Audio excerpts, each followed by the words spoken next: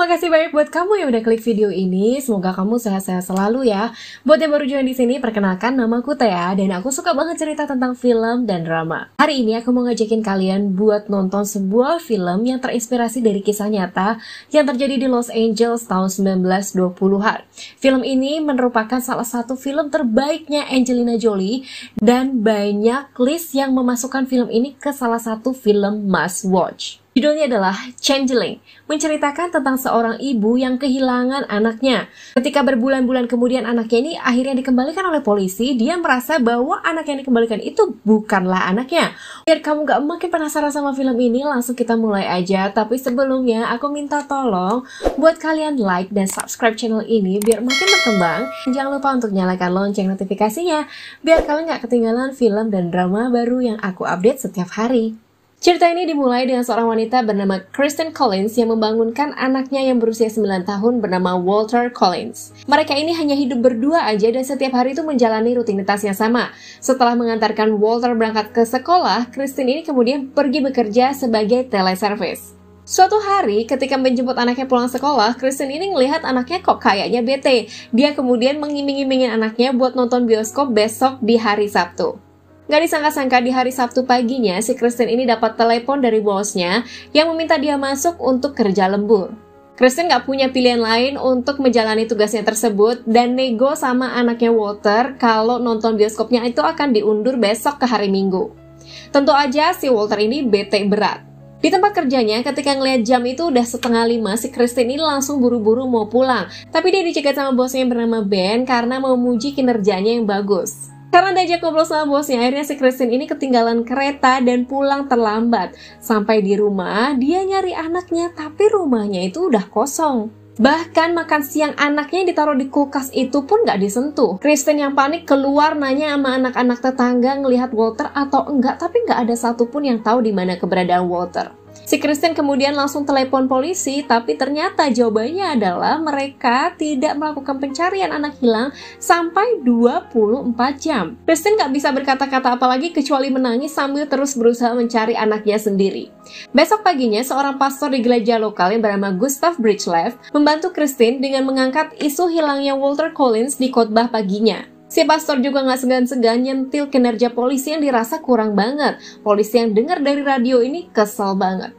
Beberapa minggu berlalu tanpa ada berita terbaru tentang keberadaan Walter Collins. Kristen tetap berangkat bekerja dan teman-temannya mensupport dia sebaik mungkin. 4 bulan kemudian di sebuah rumah makan, ada seorang anak yang ditinggalkan di tempat makan tersebut dari pagi sampai malam tidak dijemput.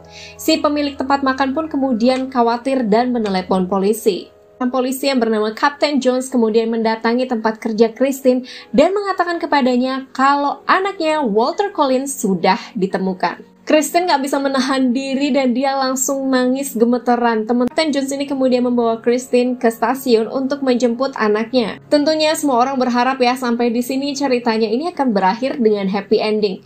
Kristen berlari menyambut kereta yang membawa anaknya tersebut, tapi ketika dia ngelihat anak yang turun dari kereta itu, dia tahu kalau itu bukanlah anaknya.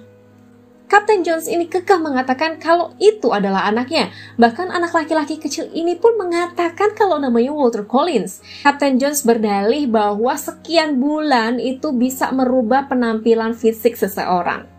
Kristen menolak dan tetap bertahan mengatakan kalau itu bukan anaknya, tapi Kapten Jones ini terus mendesaknya untuk membawa anak laki-laki itu pulang.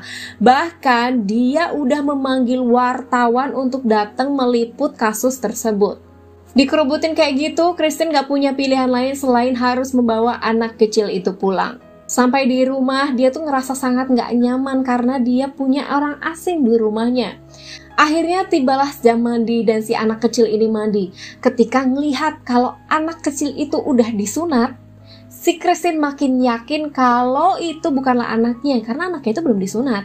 Si Kristen itu berteriak sama anak kecil itu, "Kamu tuh siapa?" Tapi anak ini tuh gak menjawab apapun, dia hanya diem aja. Besok paginya si Kristen datang ke kantor polisi untuk menemui Kapten Jones, tapi si Jones ini tetap bertahan bahwa itu adalah anaknya Kristen dan dia malah menuduh Kristen untuk menghindari tanggung jawab sebagai orang tua.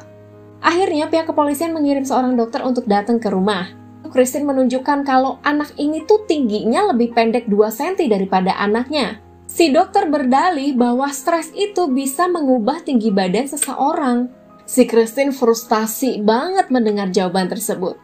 Ketika anak laki-laki ini manggil dirinya mama, si Kristen udah gak bisa nahan emosi lagi. Di situ dia marah sama anak itu sambil ngelempar piring. Dia bilang sama anak itu untuk jangan pernah manggil dirinya mama karena kamu bukanlah anakku.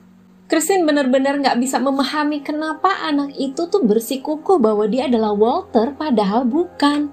Besok paginya Kristen dapat telepon dari Pastor Gustav Brickleb. Jadi di koran itu ada isu yang diangkat tentang Kristen yang dikatakan menolak keberadaan anaknya dan tidak mau bertanggung jawab, dan polisi harus mengambil tindakan terhadap Kristen. Kristen lalu berusaha mencari bukti-bukti yang mendukung. Pertama, dia membawa anak laki-laki di rumahnya itu ke dokter anak langganannya, dan dokter anak di situ menyatakan bahwa itu bukanlah Walter karena ciri-ciri fisiknya yang selama ini dia periksa itu sangat berbeda. Lalu Kristen juga membawa anak ini ke guru sekolahannya, yang juga mengatakan bahwa itu bukanlah Walter karena anak laki-laki itu sama sekali gak mengenal dia, bahkan gak tahu kebiasaan gurunya. Keduanya berjanji untuk membantu Kristen dan membuat surat kesaksian secara formal. Kristen lalu berencana untuk muncul di radio untuk membongkar semua kejadian tentang anaknya ini. Dia lalu muncul di depan reporter untuk meminta dukungan. Mendengar ini semua, Captain Jones ini sangat marah dan menyuruh anak buahnya untuk membawa Kristen ke kantornya saat itu juga. Mereka kemudian bertengkar dan Kapten Jones ini mengatakan bahwa si Kristen ini udah nggak waras lagi. Nah, di situ ternyata si Kristen kemudian dibawa oleh seorang suster dan petugas medis ke sebuah rumah sakit dan mendapatkan perawatan secara paksa. Kristen tetap bertahan sama pendapatnya bahwa dia sudah dicurangi oleh polisi dan polisi tidak membantunya. Kristen yang nggak bersalah ini kemudian dikurung di rumah sakit tersebut. Di sebuah tempat yang lain, seorang detektif bernama Detektif Lester sedang menyelidiki sebuah kasus anak-anak hilang dan sampai di sebuah peternakan di mana seorang anak remaja berusaha melarikan diri darinya. Kembali lagi ke Kristen, Dr. Gustav ini mengkhawatirkan keberadaan Kristen yang tidak muncul untuk acara siaran radionya. Di situ dia tahu bahwa ada sesuatu yang nggak beres. Saat sarapan pagi di rumah sakit jiwa tersebut, Kristen bertemu dengan seorang pasien lain bernama Carol yang mengatakan bahwa banyak cewek-cewek di situ yang mengalami kondisi sama dengan Kristen. Mereka tidak berbuat salah apa-apa, tapi karena mereka membuat kesal kepolisian, kemudian dimasukkan ke rumah sakit tersebut. Kristen kemudian dipanggil untuk masuk ke ruangan kepala rumah sakit dan diberikan tawaran pembebasan dengan syarat dia menandatangani sebuah surat yang menyatakan bahwa dia akan mengakui bahwa itu adalah anaknya dan berhenti merecoki polisi. Di tempat lain, Detektif Lester yang sudah berhasil menangkap seorang anak remaja kemudian menginterogasinya. Ternyata anak itu bernama Sanford.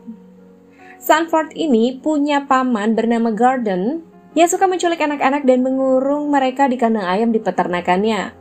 Sanford mengakui kalau dia bahkan dipaksa untuk membunuh anak-anak itu oleh pamannya Gordon. Detektif Lester lalu menunjukkan ke Sanford ini serangkaian foto anak-anak yang hilang, diminta untuk mengenali anak-anak yang ada di situ.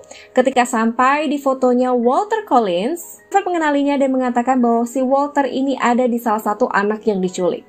Detektif Lester lalu segera menghubungi Kapten Jones dan memberitahukan hal itu. Tapi Kapten Jones kekeh mengatakan bahwa anak laki-laki Sanford itu mengatakan suatu kebohongan. Di saat bersamaan di luar kantor polisi muncul serangkaian orang yang melakukan demo menunggu keadilan untuk Kristen. Pastor Gustav yang mencari keberadaan Kristen kepolisian begitu kaget ketika diketahui bahwa Kristen ini ditaruh di rumah sakit jiwa. Untuk membuktikan ucapan Sanford, Lester membawa anak remaja tersebut kembali ke peternakan dan menyuruhnya untuk menunjukkan lokasi di mana anak-anak kecil yang sudah dibunuh itu berada.